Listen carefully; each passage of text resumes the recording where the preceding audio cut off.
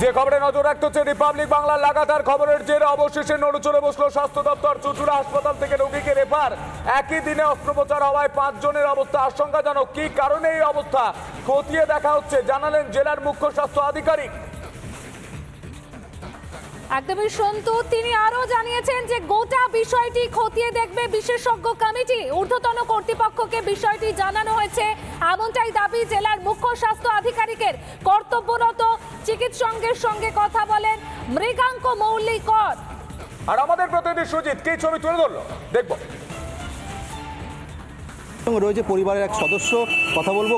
আপনারা কবে ভর্তি করেছিলেন? সোমবার দিনকে ভর্তি করেছিলাম 15 তারিখ। তো যখন ডেলিভারি হয়েছিল তখন আমার পেশেন্ট পুরো ঠিক ছিল এবং ভর্তি করার আগেও আমার পেশেন্ট সুস্থ ছিল। সেই পেশেন্ট যখন ডেলিভারি হয় হার্ডলি রাত্রিবেলা 12:30 কি 1টা হবে, তখন আমার পেশেন্ট মানে এখানে নাম ধরে ডাকছে, পেশেন্টের নাম ধরে ডাকছে যে পেশেন্টের অবস্থা খুব খারাপ হয়ে গেছে, তাকে আইসিইউতে ট্রান্সফার করতে হবে, বাড়ির লোক তোমরা তাড়াতাড়ি আসো। তখন পেশেন্টকে তো আমরা দেখে বুঝতে পারছি যে কী অবস্থা হয়ে গেছে। তখন আইসিইউতে আমরা নিয়ে গিয়ে অ্যাডমিট করেছে ওরা। তারপরে মানে 4 দিন ধরে কি ট্রিটমেন্ট করেছে ডাক্তারবাবুরা, কখনো সকালবেলা একজন 5জন 5 রকম ডাক্তার দেখছে, 5 জন 5 রকম মতামত দিচ্ছে আমাদেরকে। কখনো বলছে যে ভালো আছে, কখনো এসে বলছে, একটা ডাক্তার এসে বলছে ইনফেকশান শরীরে অনেক বেড়ে গেছে, রিস্ক আছে, পেশেন্টকে বাঁচানো রিস্ক আছে। এরমভাবে মানে 4-5 দিন আমাদের টানা এরমভাবে চালিয়েছে। যা বলেছে হসপিটাল থেকে ব্লাড দিন, ব্লাড সমস্ত কিছু আমরা এনে দিয়েছি। তারপরও পেশেন্টের কিন্তু কোনো পরিবর্তন আমরা কিছু পাইনি।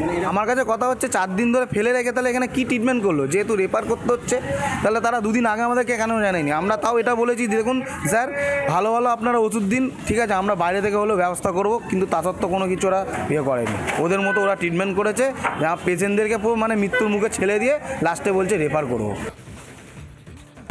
আমরা এখানে দাঁড়িয়ে আছি প্রায় 10টা 45-50 থেকে। গাড়িটা খারাপ হয়েছে, এখন এই গাড়িতে এসছে ঘোড়া। এতক্ষণ বাদে এই গাড়িটা এলো, এখন পেশেন্টকে শিফট করা হচ্ছে। কখন মেডিকেল পৌঁছাবো কিছু বুঝতে পারছি না। হসপিটাল থেকে এই গাড়িটা দেওয়া হয়েছিল, 40-50 মিনিট হয়ে গেছে, রাস্তায় দাঁড়িয়ে আছি, খারাপ হয়ে গেছে। পেশেন্টের অবস্থা এখনো বুঝতে পারছি না কিছু। আর এই ঘটনায় আমরা যোগাযোগ করেছিলাম CMOH মৃগাঙ্ক মৌলিকরের সঙ্গে। তিনি ঠিক কি বলছেন শুনবো, তার পাশাপাশি শুনবো অসিত মজুমদার স্থানীয় বিধায়ক, তিনি ঠিক কি বলছেন। জেলা হাসপাতালে সিজার দিনে কতগুলো করে হচ্ছে? মানে এখন 8 থেকে 5টা করে হয়তো হয়, আমাদের 5-6টা করে হয় পার ডে। এনাদের ক্ষেত্রে দেখা যাচ্ছে কারো ক্ষেত্রে একটু শ্বাসকষ্ট বা হঠাৎ করে শকে চলে যায় ব্যাপারটা হয়েছে, সেটা নানা কারণে হতে পারে। সেই অ্যাঙ্গেলগুলো আমরা দেখছি, কিন্তু অনেকে সেপ্টিসিমের কথা কালকে আপনাদের তথ্য বলছে, সেই তথ্য কিন্তু এখনও অবধি কিন্তু এস্টাবলিশ হয়নি। আর এমন নয় যে ডাক্তারের কিছু সমস্যা যেন হয়ে থাকে, সেটাও আমরা কিন্তু বলতে পারছি না। ওষুধ যা পায় আমাদের এখান থেকেই পায়, এবং সেই ওষুধগুলো আরও সব পেশেন্টকে ইউজ করা হয়, আগেও হয়েছে পরেও হচ্ছে। এই ওষুধ থেকে এটা হবে এটাও কিন্তু আমাদের কাছে ডাউটফুল। হসপিটাল এটা জেলার হেডকোয়ার্টার। আমি রোগী কল্যাণ সমিতির একটা মেম্বার মাত্র, আমি চেয়ারম্যানও নই। আমার যতটুকু হসপিটাল দেখার কর্তব্য দেখছি, কিন্তু প্রতিদিন প্রতিনিয়ত সুপারভাইজ করা তো আমার পক্ষে সম্ভব নয়। পেশেন্ট পাঠানো একটা খুব টাফ ব্যাপার। এইসব পেশেন্ট সিসিইউ রেডি না করে তো পাঠানো যায় না, কিন্তু এই পেশেন্টদের ক্ষেত্রে অ্যাডমিশন ব্যবস্থা করে পাঠাতে হয়। সিটের অবস্থা তো বুঝতে পারছেন, সিট তো অ্যাভেলেবেল নয়, সিট পাওয়া কঠিন হয়। আমি যখন এসছি তো সুপারকে নিয়েই এসছি, আমি কি করে এটা বলবো বলুন? রিপাবলিক বাংলার লাগাতার খবরের যে রিপাবলিক বাংলার খবরে নড়ে চড়ে বসলো সরকার। উঠে গেল পোল্ট্রি ধর্মঘট, অনির্দিষ্টকালের পরিবহন ধর্মঘট প্রত্যাহার, পুলিশের লাগাতার জুলুমবাজি, তারই অভিযোগে ধর্মঘটের ডাক দেওয়া হয়। গতকাল রাজ্যের সঙ্গে আলোচনা, এবং সেই আলোচনা থেকেই বেরিয়ে আসে সমাধান সূত্র। রিপাবলিক বাংলায় সেই খবর আমরা লাগাতার দেখিয়েছিলাম যে কিভাবে পুলিশের জুলুমবাজি, এবং তারপর রিপাবলিক বাংলার খবরে নড়ে চড়ে বসলো সরকার। পুলিশের জুলুমের অভিযোগে ধর্মঘটের ডাক দেওয়া হয়েছিল, অনির্দিষ্টকালের পরিবহন ধর্মঘট প্রত্যাহার, উঠে গেল পোল্ট্রি ধর্মঘট।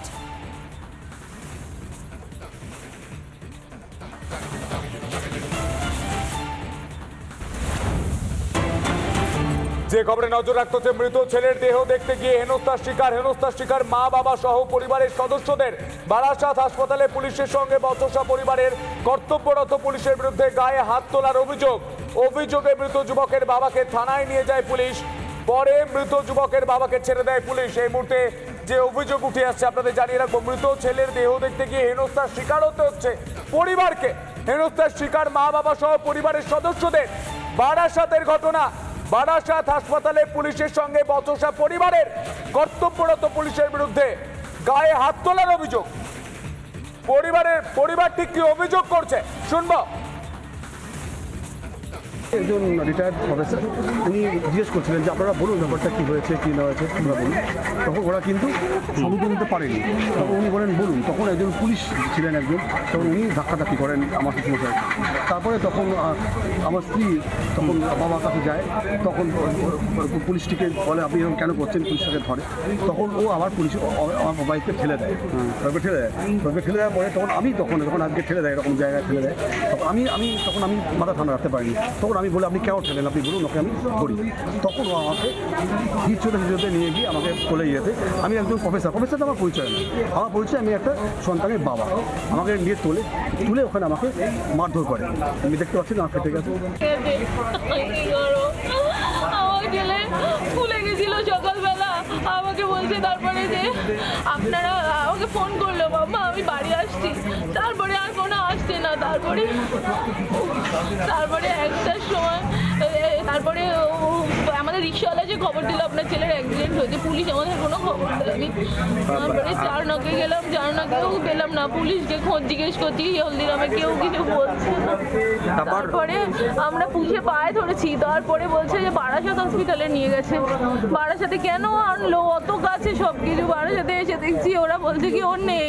তারপর বলছে পুলিশ ওকে বাইরে ফেলে দিয়ে চলে গেছে, হসপিটালের ডাক্তাররা বলছে।